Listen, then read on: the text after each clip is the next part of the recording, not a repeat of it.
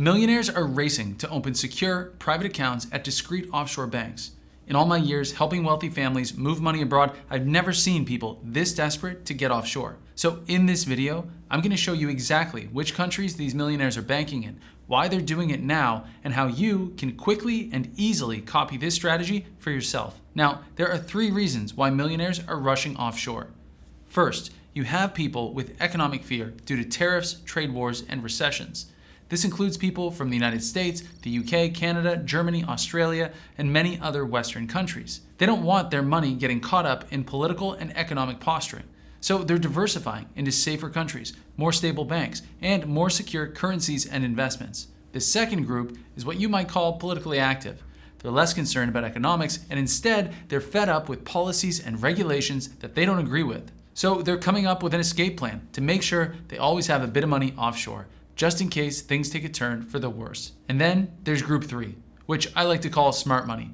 They're pragmatic, they don't have polarizing views one way or the other, and they just know it's a good idea to spread money around, have exposure to different countries, and make sure that they're fine no matter what happens in the world. But what's interesting is that all 3 of these groups, they want to bank in the same countries, which I'm about to share with you. And then I'm going to show you how to copy their strategy and open your own offshore accounts by breaking down exactly how much you need to deposit and the easiest countries for you to open in. All right, so countries. There are roughly 10 countries in the world that our millionaire clients keep asking us about. And you might be a bit surprised by a few of these when you hear them because they're going to seem out of place when compared to the others. Now, the first country should be pretty obvious. It's Switzerland. If you're a millionaire and you want to move money offshore, Swiss banks should be on your list. In most cases, you're going to need to put down a million Swiss francs to get started, but there are a few very interesting banking options in Switzerland that will open the door for 500,000. If you're an American, you'll likely need to bring in around 2 million, otherwise you could end up facing significantly higher fees or lower quality banks. Now, speaking of Americans, this next country is not for US citizens or tax residents because the banks here don't want you, which is too bad because it's one of the best countries on the planet for banking. But like all countries, there are restrictions on who can open accounts, which is why it's so important to know which countries you can qualify to bank in before applying. And if you want our team to tell you which offshore jurisdictions you can qualify to bank in, just click the link at the top of the description and fill out a free assessment. We'll let you know within 24 hours. Okay, so the next country, it's Singapore. It's home to some of the best banks in the world. It's an excellent banking hub for basically anyone, but especially for people with ties to the country and Southeast Asia more broadly. But if you're an American, Brit, Canadian, German, or basically from any Western country, and you don't live in Singapore or a neighboring country, you're going to be better off in one of these other countries that we're going to talk about instead. Though country number 4 is actually a place that I suggest avoiding banking in, but people keep asking us about it, so I'm keeping it on the list anyway. All right, now country number 3 is Liechtenstein. If you're not familiar, it's sandwiched between Austria and Switzerland. It's like a mini Switzerland, basically. There are a few banks here worth considering, but we typically only suggest Liechtenstein if you're looking for crypto banking or you're coming in with higher deposits. Now, like I said, country number 4 is one that we get asked about a lot, but we don't suggest banking here. Not unless you actually live here and you're required to maintain a deposit. I'm talking about the Republic of Georgia. So why are our millionaire clients asking us about Georgia alongside Switzerland, Singapore, and Liechtenstein, and the next 6 countries that I'm about to share? Well, it's because it has low deposits and it's relatively easy to access, so lots of people talk about it. But just because people talk about it doesn't mean it's a good banking hub. And country 5 is similar. It's Andorra. Now, we've even talked about Andorra in the past, and it's a quasi-private banking hub. But there are 3 problems with banking in Andorra. The first problem are the fees. They're just too high. The service here isn't great either, and you can get better banking elsewhere with the same level of deposit. So there's no real reason to bank in Andorra, unless like Georgia, you're planning on becoming a resident of the country, or you're struggling to open accounts basically anywhere else. Now, the next country is another one that we get asked about a lot, which I blame movies and the media for. It's Monaco. We usually get people contacting us saying something like, I'm getting residency in Monaco, I need to open a bank account. The residency requirement is to open an account with 500,000 euros, but the banks keep telling me I need to deposit 2 million. And we respond, yes. Because if you want to open a bank account in Monaco, you're probably going to need to deposit 2 million. This is especially true if you're an American. Now, I could tell you stories about these next 4 countries too, but I still need to show you how to easily copy the offshore strategy these millionaires are using to protect their money. So let's just rapid fire these final countries, and if you want me to do a deep dive into any of them in the future, just put the name of the country below and we'll work it into our upcoming videos. All right, so country number 7 is Hong Kong, followed by the Republic of Panama.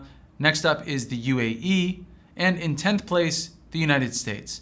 Now, before getting into the strategy, I will just say that the US is one of our favorite banking hubs for non-US residents. US accounts can be opened remotely. You can access a wide range of financial services, products, even mortgages as a foreign non-resident, so it's really a unique option in a lot of ways. But if you have all your money in the US and you're looking for some diversification, one of these other options might be a better fit instead. Okay, so let's talk about offshore strategy. More specifically, how can you copy the strategy that these millionaires are using to protect their money offshore? And I want to make this as straightforward as possible, breaking it down by where you live and how much you can deposit, because these are the two main variables that will determine where and if you can open. All right, so look at this table.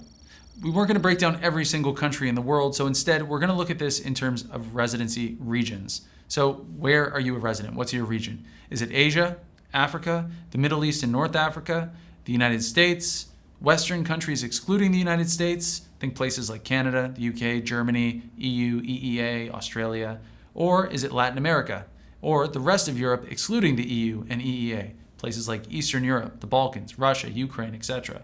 It's pretty straightforward. You just need to choose which residency region you're in. And now, variable 2 is how much money you want to deposit. And keeping in mind that this is an offshore strategy being used by millionaires, you can expect higher deposits. But we're going to start things off low, between $5,000 to $75,000.